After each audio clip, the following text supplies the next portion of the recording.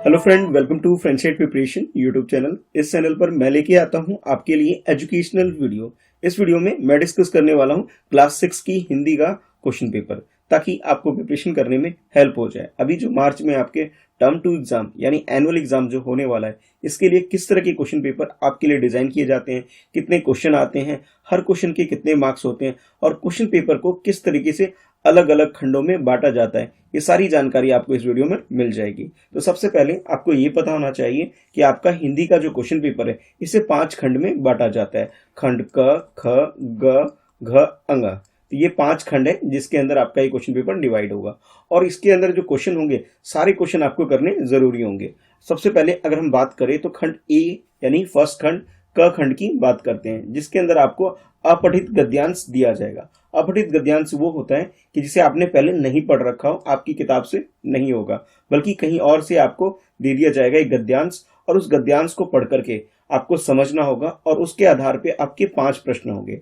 और 5 प्रश्न जो होंगे सभी के 1 नंबर यानी 1 अंक होगा, और कुल मिलाकर के ये आप कह सकते हो 5 नंबर का या 5 मार्क्स का ये पूरा क्वेश्चन होने वाला है। जिसके अंदर जो फर्स्ट पार्ट है यानी कि पहला प्रश्न जो होगा वो उसके अंदर आपको इसे पढ़ना होगा और पढ़ करके उत्तर दे देना होगा। तो जैसे आप समझ रहे हो कि ये जो गद्यांश है, इसमें समय के बारे में आपको बताया जा रहा है कि समय का महत्व क्या है। तो आप ये गद्यांश जब पढ़ेंगे तो समय का जो भी महत्व आपको समझ में आएगा, उसके अनुसार उत्तर दे दोगे। उसके बाद देखो दूसरा प्रश्न, जिसमें आपसे बोला जा रहा है कि खेत का रखवाला उपहास का पात्र क्यों बनता है। यानी कि ये जो गद्यांश है जिसके अंदर एक कहानी चल रही है, उसके अनुसार आपको इस प्रश्न का उत्तर देना है। इसी तरह आप देख सकते हो बाकी और भी प्रश्न हैं, जिस सभी प्रश्नों का उत्तर आपको इस गद्यांश को पढ़ करके देना है। खासतौर पे बात यह ध्यान में रखनी है कि जब आप ये गद्यांश पढ़ोगे तो आपको एक एक शब्द को ध्यान से पढ़ना है, और जो भी आपको लगता है कि इंपॉर्टेंट वर्ड है यानी कि महत्वपूर्ण शब्द है, उसको अंडरलाइन वगैरह कर लोगे, ताकि उत्तर देने में आपको सुविधा हो जाए।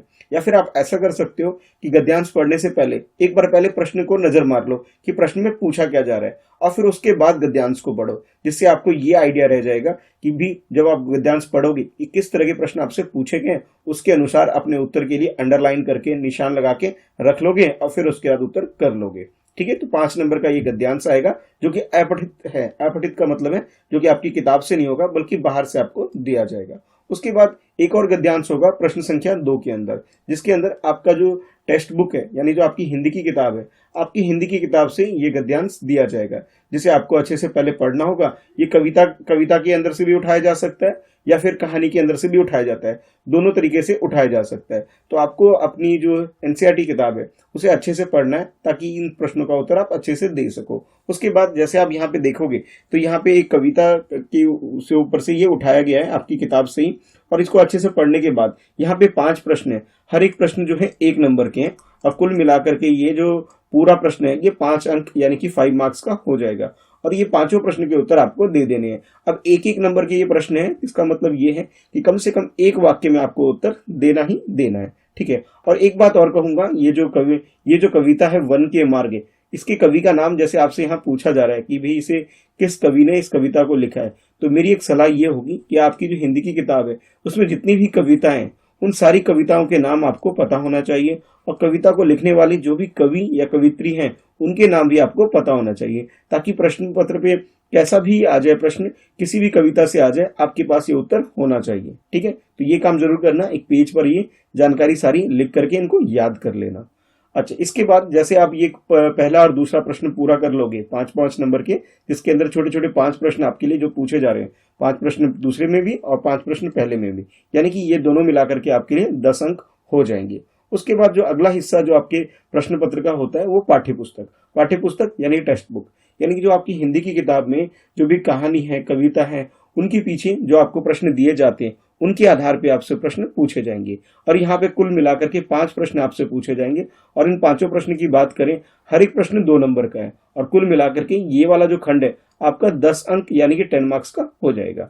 अब जैसे देख सकते हो ये जो प्रश्न है, तीसरा प्रश्न, जिसमें आपसे बोला जा रहा है कि निम्नलिखित प्रश्नों के उत्तर दो। अब आपने कहानी अच्छे से पढ़ रखी है तो अब आसानी से उसका उत्तर दे सकते हो। जैसे प्रश्न है, गोल चमकीला रोड़ा अपनी क्या कहानी बताता है। तो अब ये जो कहानी आपने पढ़ी होगी तो उसके हिसाब से आप उत्तर दे सकते हो। अब 2 मार्क्स का है तो कम से कम 4 वाक्यों में से लिख करके देना भी, ताकि आपको पूरे मार्क्स मिल जाए अपने उत्तर लिखने पे।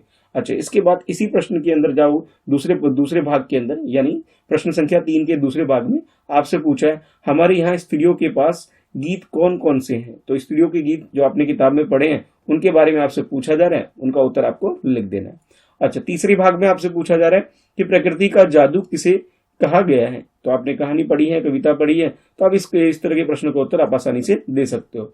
भरत ने अपने ननिहाल में क्या सपना देखा था। तो भरत के बारे में जो आपने पढ़ा था उसके बारे में आपसे पूछा जा रहा है कि अपने नानी के घर में यानी ननिहाल में क्या सपना देखा था, उस सपने के बारे में आपको यहाँ पे लिखना है अपने उत्तर में। और उसके बाद आखिरी प्रश्न जो है आपका कि रामराज की क्या विशेषता है, यानी उस कहानी या कविता को आपने जो पढ़ा था जिसमें रामराज की बारे में बातचीत की जा रही है, उसकी विशेषताओं के बारे में आपको बताना है। तो ये 5 प्रश्न है जिनका उत्तर आपको लिखना है। अब 2 नंबर का है तो आपको ध्यान रहे कि आपको पूरा उत्तर अच्छे से लिखना है। अगर आप एक वाक्य में लिख करके छोड़ देंगे तो हो सकता है कि जो आपके टीचर है वो आपको 1 मार्क्स दें। तो मेरी ये सलाह तो ये होगी कि ये बड़े प्रश्न हैं, 2 मार्क्स का है, तो 2 से 4 वाक्यों में अपना उत्तर जरूर लिखें, ताकि हमेशा आपको उत्तर लिखने के पूरे अंक मिल जाए। यानी कि अगर ये 10 नंबर का पूरा हिस्सा है तो 10 में से 10 मिले आपको। अगर आप थोड़ा लिख के आओगे, अच्छे से नहीं लिखोगे उत्तर, तो आपके मार्क्स कट सकते हैं। तो इस बात का आपको बिल्कुल ध्यान रखना है। इसके बाद खंड ख के बाद आपका है खंड ग खंड जो है आपका व्याकरण, जैसे हम इंग्लिश में ग्रामर बोल देते हैं, इस वाले सेक्शन का है, जिसके अंदर कुल मिला के आपके 10 प्रश्न होंगे। हर एक प्रश्न का 1 नंबर होगा, यानी कि आप ये कह सकते हो 10 क्वेश्चन है, हर एक क्वेश्चन के 1 मार्क्स हैं, और इस तरह से आपके टोटल जो हो जाएंगे पूरा खंड ये 10 नंबर यानी 10 मार्क्स का हो जाएगा। जैसे पहला प्रश्न देखो, इसमें आपसे पूछा जा रहा है, प्रश्न तो ये है कि निम्नलिखित प्रश्नों के उत्तर दो। अच्छा, इसके अंदर 10 छोटे छोटे प्रश्न आपके लिए बनाए गए। पहला प्रश्न ये, निम्नलिखित शब्द के प्रचलित हिंदी रूप लिखें। जैसे बादर है, बादर जो शब्द है इसका सही प्रचलित शब्द क्या है ये आपको बताना है। तो आप बता सकते हैं कि बंदर को बादर भी बोल दिया जाता है या बंदर बोल दिया जाता है, ठीक है, तो ये अपना उत्तर में लिख सकते हैं। उसके बाद अगला है, नीचे दिए गए शब्द के अन्य शब्द लिखो। अब रंग जो है, रंग के लिए अन्य शब्द क्या क्या हो सकते हैं ये आपको बताना है। उसके बाद अब एक शब्द है शत्रु। अब शत्रु शब्द का अगर अर्थ अच्छे से आप जानते हो तो उसके आधार पर आपको ये बताना है कि इसे शत्रु को हम किस तरह से इसे बदल सकते हैं भाववाचक संज्ञा में। तो शत्रु है तो शत्रुत्रा आप कह सकते हो कि इसका भाववाचक संज्ञा में बदला जा सकता है। तो ये बना करके आप लिख सकते हैं। उसके बाद अगला शब्द है पत्ता। अब पत्ता शब्द के बारे में बोला जा रहा है, इसका वचन बदलो, यानी ये एक वचन में दे रखा है तो आपको बहुवचन में इसका उत्तर लिख लेना है, ठीक है। उसके बाद 5वां प्रश्न देखो, इस प्रश्न में आपसे बोला जा रहा है निम्नलिखित शब्द के पर्यायवाची शब्द लिखो। अब एक शब्द है नदी। अब नदी शब्द के पर्यायवाची शब्द क्या होते हैं ये लिखो। अब मेरी तो सलाह ये होगी कम से कम 2 पर्यायवाची शब्द तो जरूर लिखना, ठीक है, एक से बात नहीं बनेगी, 2 जरूर लिख देना। उसके बाद 6वां प्रश्न है जहां आपसे बोला जा रहा है निम्नलिखित शब्द के विलोम शब्द लिखो। अब ये जो शब्द है शाम, शाम शब्द जो है इसके लिए विलोम शब्द है, यानी शाम का क्या होता है, सवेरा होता है। तो एक तरह से आप उसका उत्तर लिख सकते हो, तो ये उत्तर में आपको लिखना है। उसके बाद 7वां प्रश्न है जिसमें आपसे पूछा जा रहा है कि निम्नलिखित शब्द में लगे उपसर्ग अलग कीजिए। देखिए उपसर्ग और प्रत्यय ये बहुत ही इंपॉर्टेंट है और ये आपके प्रश्न पत्र पे यानी क्वेश्चन पेपर पे जरूर आएगा। तो आपको उपसर्ग की और इसके वाला प्रत्यय की, इन दोनों की प्रैक्टिस अच्छे से कर लेनी है। अब ये उपकार है, उपकार के अंदर जो आपको उपसर्ग दिख रहा है उसे आपको इसको अलग करके लिखना है, ठीक है। तो जैसे आप कह सकते हो कि उपकार है, अगर आप उप हटा दोगे तो कार रह जाएगा, तो उपकार हो गया एक तरह से, है ना। तो ये उप को हटा देते हैं हम लोग, तो बिल्कुल ये अलग शब्द बन जाता है। ये कार तो बिल्कुल अलग शब्द है, उप अलग शब्द हो गया, है ना। तो इस तरह से आपको अलग करके इसके बारे में बताना है। अगला प्रश्न 8वां प्रश्न है। इस प्रश्न में आपसे पूछा जा रहा है कौन सा शब्द विशेषण नहीं है, जैसे सुरेश, सुंदर और काला। अब इन तीनों में से आपको जोन सा भी शब्द विशेषण शब्द नहीं है वो आपको पहचानना है। अब देखो, सुंदर होना किसी का गुण है, विशेषण है। काला होना ये भी एक तरह से गुण है, विशेषण है। लेकिन जो सुरेश है ये विशेषण नहीं है, बल्कि ये क्या है, किसी का नाम है, और किसी का नाम क्या होता है, वो संज्ञा होता है। यानी कि आप ये कह सकते हो सुरेश जो है ये विशेषण नहीं है। तो ये जानकारी है जो आपको पता होनी चाहिए, और ये चीजें जब आएगी जब आप संज्ञा, सर्वनाम, बाकी जो जितने भी व्याकरण की चीजें इनको अच्छे से अभ्यास करोगे, इनकी परिभाषा आपको पता होगी, इनके उदाहरण आपको पता होंगे, तब इस तरह के प्रश्नों को आप उत्तर कर पाओगे। तो उन सब की प्रैक्टिस आपको अच्छे से कर लेनी है, अगर एग्जाम में कोई सा भी प्रश्न आपके इससे जुड़ा हुआ आ जाए तो इसका उत्तर आप दे सको। उसके बाद 9वां प्रश्न ये है जिसमें आपसे बोला जा रहा है वाक्य से क्रिया छांट कर लिखिए। जैसे एक वाक्य आपको दे रखा है कि मोहन किताब पढ़ रहा है, तो यहाँ पे मोहन किताब पढ़ रहा है, इनमें से आपको ये छांटना है कि क्रिया क्या है।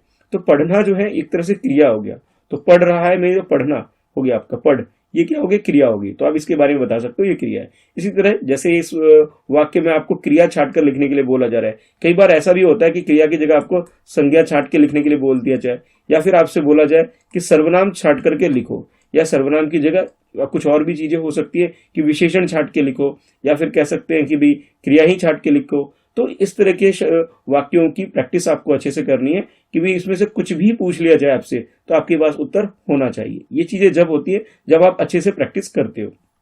उसके बाद 10वां प्रश्न है व्याकरण के अंदर, ये निम्नलिखित वाक्यांश के लिए एक एक शब्द लिखिए। अब जैसे जिसकी उपमा ना हो, तो यानी कि अनेक अनेक शब्दों के लिए एक शब्द जो है, इसकी भी आपको प्रैक्टिस करनी है और इसके बारे में उत्तर देना है। तो आप ये कह सकते हो व्याकरण जो है आपका ये 10 नंबर का यानी 10 मार्क्स का आपके क्वेश्चन पेपर में आने वाला है, और आपको अच्छे से सारी चीजों की प्रैक्टिस करनी है, लिख कर प्रैक्टिस करनी है। जैसे अभी यहाँ पे स्क्रीन पर आपको ये सारे क्वेश्चन दिखाई दे रहे हैं, इन सारे क्वेश्चन की आप प्रैक्टिस कर लीजिए, ताकि जब एग्जाम में क्वेश्चन पेपर आपके सामने आए तो आप टाइमली क्वेश्चन पेपर को कंप्लीट कर सको, अपने सारे उत्तर को लिख सको। तो इसकी प्रैक्टिस अच्छे से कर लेनी है। इसके बाद व्याकरण के बाद जो अगला खंड है आपका वर्तनी। वर्तनी जिसे हम इंग्लिश में स्पेलिंग बोल देते हैं, हिंदी में से वर्तनी बोला जाता है। यानी आपको सही अक्षर का इस्तेमाल करना है, सही मात्राओं का इस्तेमाल करना है और अपने शब्द को शुद्ध रूप में अच्छे से लिखना है। तो शुद्ध रूप में जो शब्द लिखा जाता है उसी को ही वर्तनी बोला जाता है। अब इसके अंदर प्रश्न ये है आपके लिए, जिसमें आपसे बोला जा रहा है कि निम्नलिखित प्रश्नों के उत्तर दीजिए। अब यहाँ पे आपके सामने 5 प्रश्न है, 5 प्रश्न है, हर एक प्रश्न के 1 नंबर है, और इस तरह से आप कह सकते हैं कुल जो आपके जो मार्क्स हैं इस खंड के वो 5 हो जाएंगे। तो जिसमें पहला प्रश्न ये है कि निम्नलिखित शब्द को शुद्ध कीजिए। अब ये जो किताब शब्द है, किताब शब्द इसे गलत तरीके से लिखा गया है, बल्कि किताब की जगह यहाँ क्या लिख दिया है, किताब लिख दिया गया है। तो आपको यहाँ लग रहा है कि भाई मात्रा गलती है, ई की मात्रा जो है उसमें गलती है, आ की मात्रा लगनी चाहिए वो भी नहीं लगाई गई है। तो इन सारी चीजों को ठीक से कर करके आपको शुद्ध रूप से ये शब्द लिखना है। अब उसके बाद है दूसरा प्रश्न। अब दूसरे प्रश्न में आपसे बोला जा रहा है कि दिए गए वाक्यों में अशुद्ध वर्तनी वाले शब्द को शुद्ध करके लिखिए। यानी आपको ये वाक्य दे रखा है, राम कक्षा 7 का छात्र है। तो यहाँ पे जैसे गलती इसमें क्या है, छात्र जो लिखना था वो गलत लिखा हुआ है, ठीक है। तो इस छात्र को जो सही तरीका लिखने का वो क्या है, छात्र इस तरह से लिखा जाता है। तो यहाँ जो गलती है इस गलती को आपको ठीक करके पूरा वाक्य आपको लिखना है, तब जाकर के आपको 1 नंबर मिल जाएंगे। यानी कि यहाँ पे जो भी शब्द आपको गलत लगेंगे वाक्य के अंदर, उन शब्दों को ठीक करके आपको दोबारा से अपने वाक्य को पूरा अच्छे से लिख देना है। तीसरा प्रश्न है आपके लिए कि शुद्ध वर्तनी वाले शब्द छांट कर लिखो। अब यहाँ पे ना जो कुछ तो सही होंगे कुछ तो गलत होंगे, तो जो गलत वाले ठीक है उनको सही कर करके आपको लिखना है। जैसे मकान है, मकान में मुझे कोई गलती नहीं लग रही, ठीक है भाई। अब यहाँ पे मुकान, मुकान तो कुछ होता ही नहीं है, ठीक है, मुकान तो गलत शब्द हो गया, तो ये आपको ठीक करके इसको लिखना है। मुकन भी कुछ नहीं होता, यहाँ भी गलती है। तो आपको सही अर्थ जो वाला यानी कि जो सही से मात्राओं को और अक्षरों को इस्तेमाल करके जो बनाया गया शब्द, उसको आपको उत्तर में लिखना है। तो आप कह सकते हो सर ये वाला जो है ये सही उत्तर हो गया। उसके बाद चौथा प्रश्न ये है कि आपको कुछ अक्षर दे दिए गए अ क म, ठीक है। अब यहाँ पे आपको क्या कि करना है कि इनको जो खाली जगह है, इन खाली जगह पे आपको सही अक्षरों का इस्तेमाल करके, या फिर अगर आपको लगता है कि मात्राओं का भी इस्तेमाल होगा तो मात्राओं का और अक्षरों का सही इस्तेमाल करके इस शब्द को पूरा करना है, जिसके लिए आपको 1 नंबर दिए जाएंगे। उसके बाद आखिरी में है आपके लिए 5वां प्रश्न, और 5वें प्रश्न में आपसे बोला जा रहा है कि सार्थक वाक्य बनाने के लिए निम्नलिखित शब्दों का पूर्ण व्यवस्थित करें। यानी आपको यहाँ पे जैसे इंग्लिश में होता है ना, जंबल वर्ड होता है, आगे पीछे होता है, और हम क्या करते हैं उसे ठीक से करके एक करेक्ट ऑर्डर में अरेंज करके एक मीनिंगफुल सेंटेंस में कन्वर्ट करते हैं। वैसे ही हिंदी के क्वेश्चन पेपर में भी इस टाइप के प्रश्न आपसे पूछे जाएंगे कि शब्दों को आगे पीछे, जैसे पुस्तक, है, पढ़ता, बालक। अब यहाँ पे क्या है, शब्द आगे पीछे लिखे गए हैं, अगर मैं इस तरह से इसको वाक्य लिखूंगा तो वो गलत वाक्य हो जाएगा। तो सही वाक्य करने के लिए मुझे क्या करना होगा, शब्दों को सही ऑर्डर में सही क्रम में से लगाना होगा, ताकि एक सार्थक वाक्य बन सके। सार्थक वाक्य का मतलब होता है जिसका कोई अर्थ निकाला जा सके। जैसे बालक बालक पुस्तक पढ़ता है, ठीक है। तो इस तरह से अगर हम इसे लिख दें तो ये क्या होगा, एक सार्थक वाक्य बन जाएगा जिसका एक अर्थ निकलेगा। बस इतना से ही काम करना है, बहुत आसान प्रश्न है, और ये 1 नंबर का आपका ये क्वेश्चन पेपर में आने वाला है। यानी वर्तनी जो है आपका टोटल 5 मार्क्स का ये पूरा खंड है, जिसके अंदर 5 प्रश्न होंगे, हर एक प्रश्न के 1 अंक आपको दिए जाएंगे। इसके बाद आखिर में यानी कि खंड ग के बाद खंड ङ जो है उसके अंदर आपसे बोला जा रहा है कि आपको एक चित्र दिया गया है, और इस चित्र के आधार पर आपको कहानी बना करके लिखनी है, ठीक है। जैसे आप चित्र देख सकते हो, यहाँ एक बंदर दिखाई दे रहा है, यहाँ मगरमच्छ दिखाई दे रहा है, अब ये एक तालाब दिखाई दे रहा है, पेड़ दिखाई दे रहा है। तो ये कुछ शब्द हैं जिनका इस्तेमाल करके आप एक कहानी बना सकते हो। तो जैसे ये प्रश्न जो है आपका पूरे 5 नंबर का है, 5 नंबर का मतलब ये है कि कम से कम 5 वाक्य बना करके तो आपको लिखना ही लिखना है। अब ये जो खंड है, खंड जिसके अंदर ये हेडिंग दी गई है कि सृजनात्मक लेखन, इसके अंदर हो सकता है क्या है कि आपको चित्र दे दिया जाए और चित्र के आधार पर आपको वाक्य बनाते हुए कहानी लिखनी होगी, या फिर ऐसा भी होता है कई बार कि आपको निबंध के लिए आपको दे दिया जाए, कोई विषय दे दिया जाए और उसके आधार पे आपको वाक्य बनाने होंगे। जैसे मान लो आपको ये दे दिया जाए कि भी अभी जो कोरोना काल चल रहा है, तो कोरोना में लोगों की स्थिति, कोरोना का बचाव कैसे करें, कोरोना के इलाज के लिए तुम्हारे सुझाव। तो ऐसे कुछ टॉपिक हैं जिसकी प्रैक्टिस मुझे लगता है कि हर बच्चे को करनी चाहिए। अगर आपके क्वेश्चन पेपर में इनमें से कोई भी टॉपिक आ जाए तो आप आसानी से लिख सको। ठीक है, तो इस तरह से ये 5 नंबर का होने वाला है। 5 से 10 वाक्य तो आप बना ही देना ताकि आपको पूरे नंबर मिल जाए। तो ये आपका क्वेश्चन पेपर होने वाला है। एक बार दोबारा से देख लेते हैं कि क्वेश्चन पेपर में कौन कौन से खंड में कितने क्वेश्चन है और कितने नंबर का आने वाला है। तो सबसे पहले मैंने आपको बताया कि जो आपका खंड है, ये जो पूरा क्वेश्चन पेपर है 5 भागों में बांटा गया है। पहले भाग में आपके लिए 2 प्रश्न होंगे 5-5 नंबर के, और ये पहला जो गद्यांश होगा अपठित होगा, यानी कि आपने इसे पहले से नहीं पढ़ रखा होगा, जिसके आधार पे आपके 5 प्रश्न होने वाले हैं। उसके बाद आपकी किताब में से कोई भी एक गद्यांश ले लिया जाएगा या फिर कविता का हिस्सा ले लिया जाएगा, कहानी या कविता कहीं से भी, और इसके आधार पे भी आपके लिए 5 प्रश्न होंगे। मेरी जो एक सजेशन मेरी तरफ से था कि आपको कविता और कवि के नाम जो है वो याद कर लेने हैं, ताकि ऐसा प्रश्न है आप उत्तर लिख सको। उसके बाद अगला जो होगा आपके पाठ्य पुस्तक से, यानी कि जो आपकी कहानी कविता जो आप किताब में पढ़ते हो, उसके आधार पे आपके 5 प्रश्न होंगे 2-2 नंबर के, तो उनकी भी प्रैक्टिस आपको अच्छे से कर लेनी है। बाकी उसके बाद व्याकरण है जिसके अंदर 10 प्रश्न होंगे और हर एक प्रश्न के 1 अंक दिए जाएंगे। और उसके बाद वर्तनी यानी कि स्पेलिंग जिसे हम इंग्लिश में बोलते हैं, इसके 5 प्रश्न होंगे जिसको सही करके शब्दों को आपको लिखना होगा। और आखिर में आपके लिए सृजनात्मक लेखन के अंदर चित्र या फिर कोई विषय दे दिया जाएगा जिसके आधार पर आपको कहानी बना करके या इसके बारे में कुछ वाक्यों में आपको लिखना होगा। तो ये आपका क्वेश्चन पेपर आने वाला है क्लास 6 से हिंदी का। उम्मीद है सारी जानकारी आपको अच्छे से समझ में आ गई होगी। फिर भी कोई डाउट रह जाता है तो नीचे कमेंट में लिख करके पूछ सकते हो, या फिर आप मुझे इंस्टाग्राम पे फॉलो कर सकते हो। मेरी आईडी है @Mr. Krishna Sa, जहां आप मुझे कमेंट करके अपने डाउट्स वगैरह पूछ सकते हो। वीडियो को लाइक करके मुझे जरूर बताना कि वीडियो आपको पसंद आ रही है। कोई सजेशन है, सुझाव है, वो भी आप कमेंट में लिख सकते हो। चलो फिर मिलते हैं नेक्स्ट वीडियो में। चैनल को सब्सक्राइब कर लो ताकि ऐसी और एजुकेशनल वीडियो आप देख सको। हाँ, बेल आइकन जरूर प्रेस करना ताकि आपको हर लेटेस्ट वीडियो की नोटिफिकेशन रिसीव हो सके। ठीक है, चलो bye bye, tata, all the best for your exam.